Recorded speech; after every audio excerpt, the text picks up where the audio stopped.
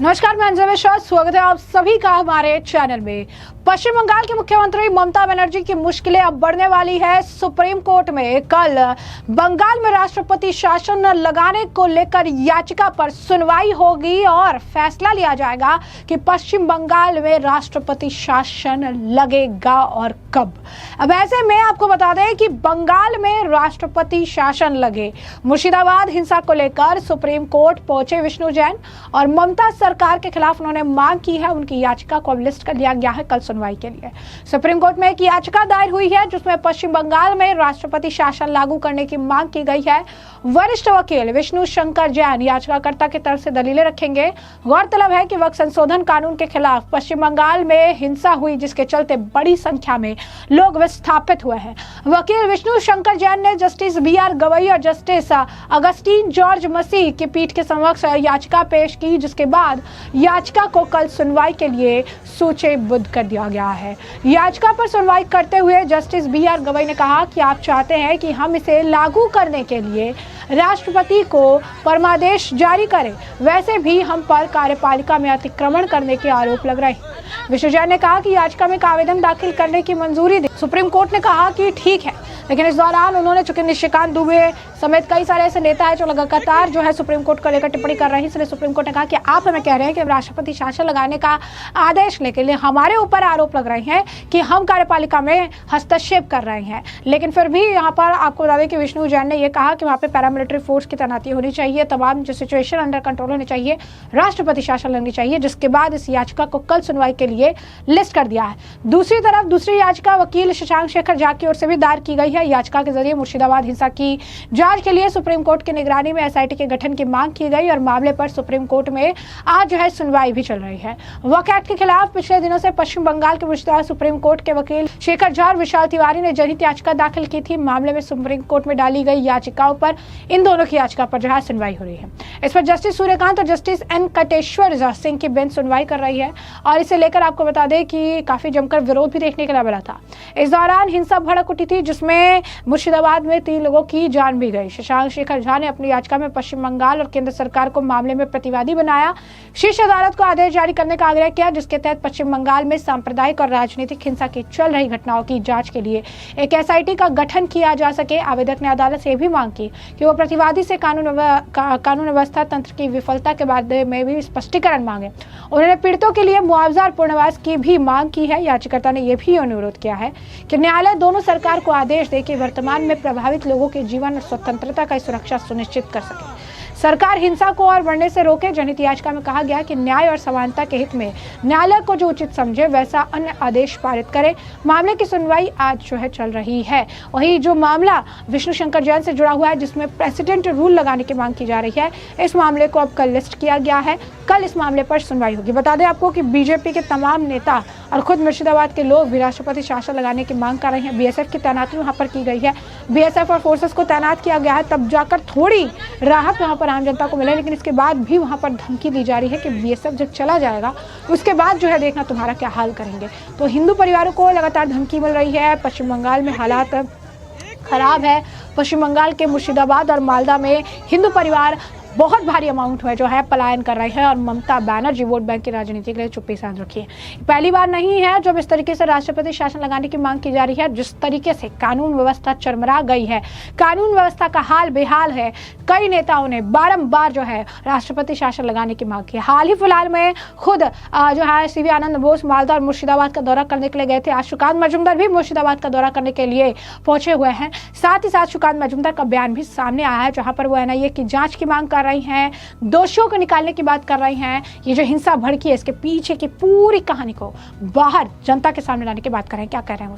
NCW chairman meet with governor told that the condition is serious, state government should be take immediate steps. देखिए, women commission उन्होंने visit किया शमशेरगंज, धुलियान और उसके साथ साथ मालदा में, जहां पे रिफ्यूजी रह रहे हैं।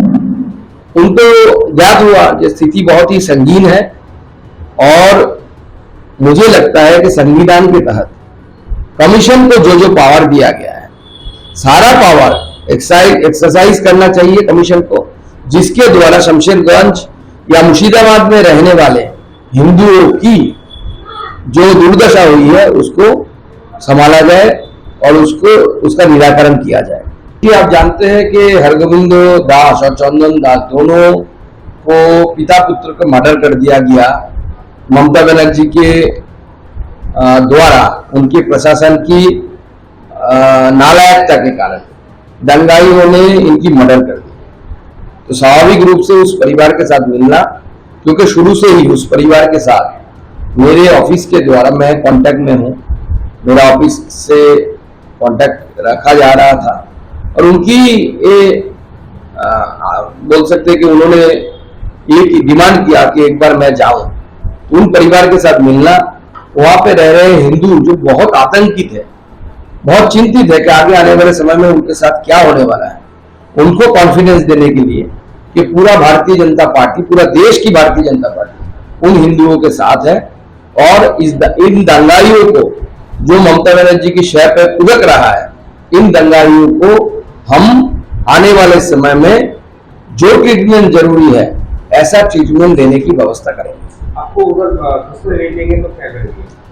देखिए, घुसने नहीं देंगे कि ये सवाल पहले ही क्यों आप पूछ रहे हैं? क्योंकि अगर कांग्रेस को उन्होंने घुसने दिया, कांग्रेस की लीडरशिप गई थी, सीपीएम की लीडरशिप गई थी, मोहम्मद सलीम साहब गए थे, अगर वो घुस सकते हैं तो हम क्यों नहीं घुस सकते? वो अगर घुस सकते हैं तो हमें भी घुसने देना चाहिए। तो जैसे कि आपने सुकांत मजूमदार को तो सुना ही, साथ ही साथ हम आपको बता दें कि एनसीडब्ल्यू की जो वुमेन कमीशन है वो भी वहां पर गई थी, पीड़ित परिवार से मिली और उसके बाद आके उन्होंने भी बताया था कि प्रेसिडेंट रूल की ज़रूरत है क्योंकि वहां पर स्थिति काफ़ी ख़राब है। महिलाओं को जितना टॉर्चर झेलना पड़ रहा है, महिलाओं को जितना अत्याचार झेलना पड़ रहा है, जिस तरीके से हिंसा भड़की हुई है, जिस तरीके से उन्हें परेशानियाँ झेलनी पड़ रही है, ऐसी परेशानी कभी किसी को झेलनी ना पड़े। स्थिति बहुत ख़राब है। उनकी ज़ुबानी सुनिए कि वहाँ पर स्थिति कैसी है, वो खुद बता रही है। कैसी कंडीशंस हैं महिलाओं की कैंप्स में और उन जगहों पर जहां पर आपने विजिट किया, उनकी फ्लाइट की स्टोरी आप थोड़ा बताइए हमें। मालदा और मुर्शिदाबाद में 2 दिन जाना हुआ। हर लगभग घर पे हम जाकर वहाँ की स्थिति देख के आए, लोगों को भी मिल के आए, परिवारों को भी मिले। बहुत हिंसा हुई है। सबसे बड़ी बात यह है कि बहुत ज़्यादा डर का वातावरण है। जिस तरीके से मारा पीटा गया है वो असहनीय है और किसी को नहीं छोड़ा। महिलाएं, बच्चे, बूढ़े सभी को साथ हिंसा हुई है। और उस मोमेंट को आप कैसे डिस्क्राइब करेंगे जब वहाँ की महिलाएं आपको हक कर लिया तो उन्होंने अपनी ऑर्डील को आपसे नरेट कर रही थी, किस तरह मुश्किल था उनको कंट्रोल करना उस वक्त?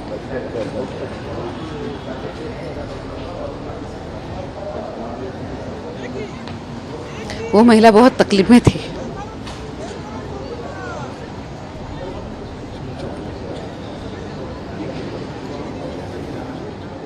देखिए, जो उनके ऊपर गुजरी है उस जगह पे हमने खुद को खड़े करके देखना चाहिए कि जो उनके ऊपर वो जो सह रही है ये वो डिजर्व नहीं करती। वो हमारी प्रदेश की अपनी बहनें हैं। अगर हम उस जगह पे खुद को खड़ा करके देखते हैं तभी हम उसका दर्द महसूस कर पाएंगे। एक न्यूली बॉर्न बेबी के साथ महिलाओं को डिस्प्लेस होना पड़ा, छोड़ना पड़ा, ये देखना कितना पेनफुल रहा आप लोगों के? एक नहीं, ऐसे 2-4 बच्चे हैं। एक तो जब हम मिले थे उस दिन वो 12 दिन का था, जब ये लोग निकले तब तो वो 4-5 दिन का ही छोटा बच्चा था। उसके साथ साथ वहाँ पे एक 1.5-2 महीने का भी बच्चा मिला और भी छोटे छोटे 1 साल के पहले से और भी बहुत बच्चे थे। सरकार ने उनकी व्यवस्था करनी चाहिए, उनकी रहने की, उनकी खाने की, उनकी पीने की। आपकी रिकमेंडेशन क्या रहेगी इस पूरे मामले जो कुछ भी आपने देखा? हम उस विषय में सबके साथ बात कर रहे हैं, उन लोगों के साथ भी हमने बात करी है। हम उनके रिहैबिलिटेशन के लिए, फिर से उनको खड़ा करने के लिए हर संभव हम प्रयास करेंगे। उस तरीके से हमारी रिकमेंडेशन रहेगी। सवाल है, आपके विजिट को पॉलिटिकली मोटिवेटेड बताया गया। जो रूलिंग पार्टी है यहाँ पर वेस्ट बंगाल में उनकी तरफ से कहा गया कि कमीशन मणिपुर और यूपी नहीं जाती है, लेकिन वेस्ट बंगाल में जब भी थोड़ा सा कुछ होता है तो एक पॉलिटिकल असाइनमेंट के तहत यहाँ पर आते हैं और बदनाम करते हैं वेस्ट बंगाल को। मैं उन सभी को पहले ये उत्तर देना चाहती हूँ कि आप कमीशन को देखिए कि उत्तर प्रदेश में भी वो कितनी है और मणिपुर में भी वो कितनी है, एक बार अभ्यास करके आइए। और दूसरी बात मैं ये भी बोलती हूँ कि इस विषय पे हम राजनीति नहीं करना चाहते हैं। हमें इस विषय पे हमारी जो दर्द में जो महिला और परिवार है उनके साथ खड़ा रहना है। लोग भी जो बात करते हैं वो भी वही करें, राजनीति न करे, वो उनके समर्थन में वहाँ पे जाए, मिले उनको, वो गए हैं वहाँ पे, उन्होंने बात करी है, वो ज़रूर करें।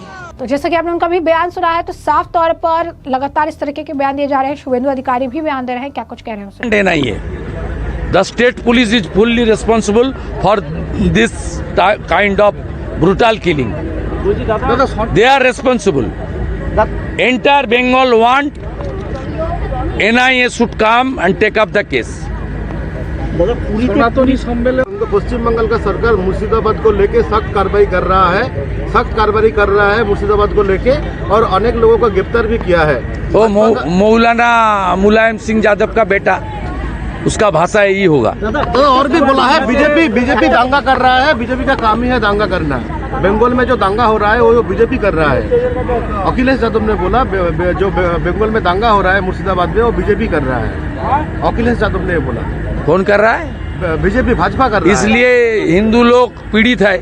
हिंदू का घर लुटा गया है, हिंदू का घर आग लगाया है। हरगोविंद दास और चंदन दास वो दोनों हिंदू है, घर घुस के काट दिया है। अखिलेश यादव का भाषण राजनीति से प्रेरित है। दादा एक छोटो प्रश्न, तो अपने बीजेपी नेताओं के भी बयान सुने हैं, तमाम अपने बयान सुने हैं, जहां पर साफ तौर पर मुर्शिदाबाद की हालत खराब नजर आ रही है।